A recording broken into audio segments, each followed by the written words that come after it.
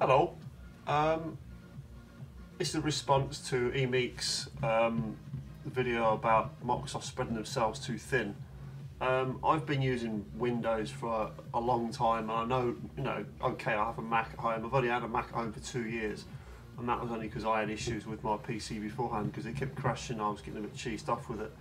But I've been using Windows for years and years and years now, and I have noticed that they have.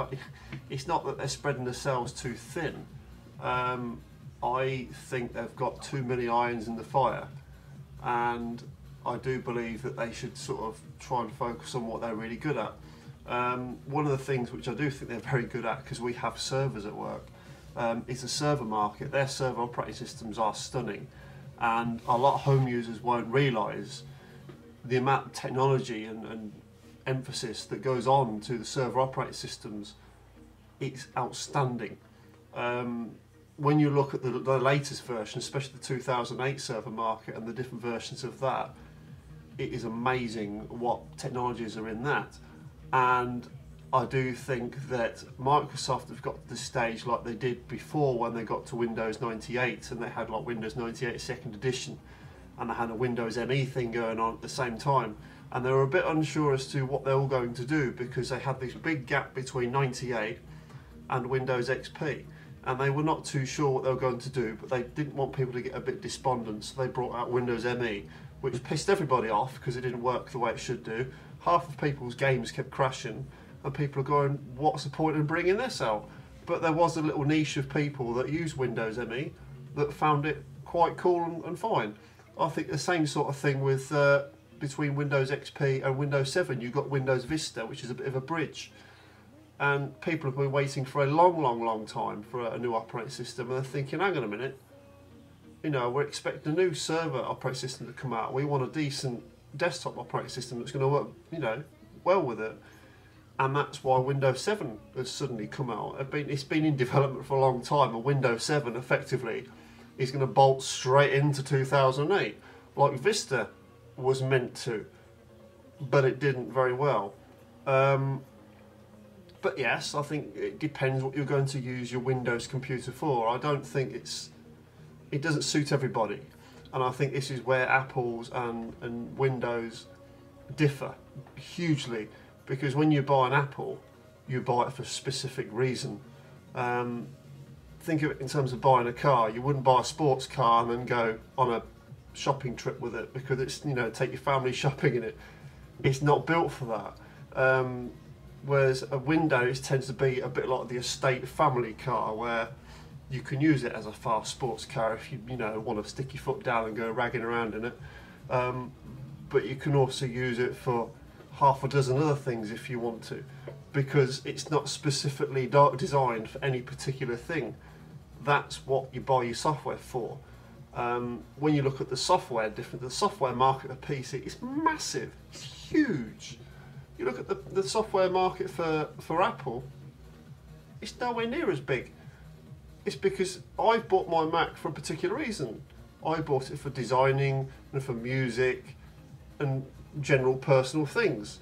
I haven't bought it for games. If I want to play games, I'll buy a console because it's designed to do what it's meant to do. Yes, I've got to use a joypad, and there are some things which a PC is going to be really good at in terms of gaming, like Medal of Honor and Call of Duty. But I'm quite happy with a console, and I'm knowing that every single game that I want to buy is going to run at the right speed every time I run it on a console, because it's designed for that console. As a PC, it evolves.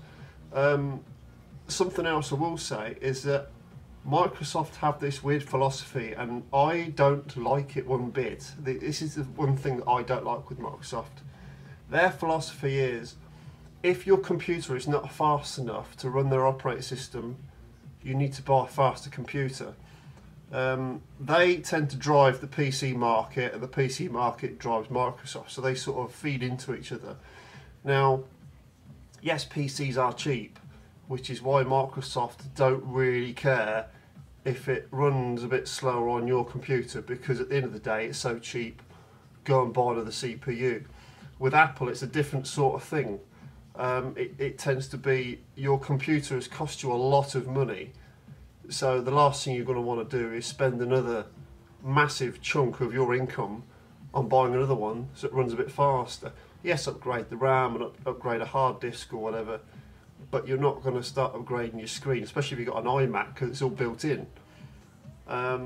So Apple's tendency is that you've got your hardware, let's make our software run on what people already have. Whereas with a PC, it tends to be, it's dead easy to go down to the PC shop and go and buy yourself a new CPU and some more RAM. You can do it yourself. I mean, Christ, the internet's big and, you know, bad enough for you to go on there and find out how to do it yourself. You go onto YouTube and type in installing RAM in a PC, I'm sure you'll get a whole load of video responses. So yes, another thing as well which I tend to find is Microsoft tends to push some of these technologies. Yes, they've had Windows phones, they still have Windows phones, but would the likes of Google have gone out there and made an operating system for a phone if Microsoft hadn't? Okay, okay, I haven't seen much in the way of Linux phones, but certainly if Apple are going to make their own phone, and Microsoft are going to make their own phone, or operating system I should say, then likes of Google are going to go out there and make their own phone, because thinking, hang on a minute, we've got two of the biggest players in operating systems, why can't we make our own? Would they have pushed it like that, you know, in the beginning if Microsoft hadn't done that? What about things like MSN and whatnot like that? I mean, you've got to think a lot of the people on the internet are going to be children.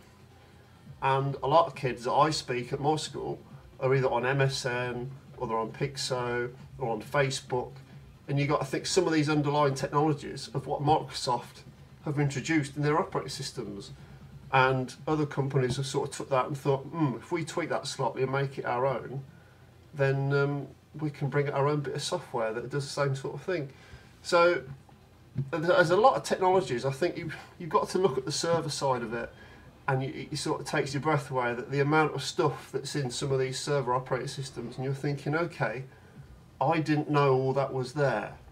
There's a lot hidden from the home user, the average home user, just in Windows Vista. When you start doing things like media streaming, when you start doing like collaborative development, I mean things like Visual Studio, for example, you notice a lot of websites, there's two main contenders in the website databasey sort of stuff, and that is you've got ASP.NET and ASP, and you've got PHP. They're the two big players. Now you've got the .NET framework. Who made that? Microsoft. ASP.NET and ASP. Who made that? Microsoft. So, you know, and these were big players in the 90s, in the late 90s, because you had two other ones. You had Cold Fusion and you had the CGI stuff, which I forget now off the top of my head because it's late. But yeah, you had the other two as well. You had Perl, that's what it is. So you had Perl, you had Cold Fusion, and you had Active Server. Now Active Server has taken off in a big way, and that's a server-side thing, and that's been pushed by Microsoft. So I wouldn't say they've got it spread too far. I do think they should refocus a bit on what they should be doing, because I think they've sort of lost their way a bit. But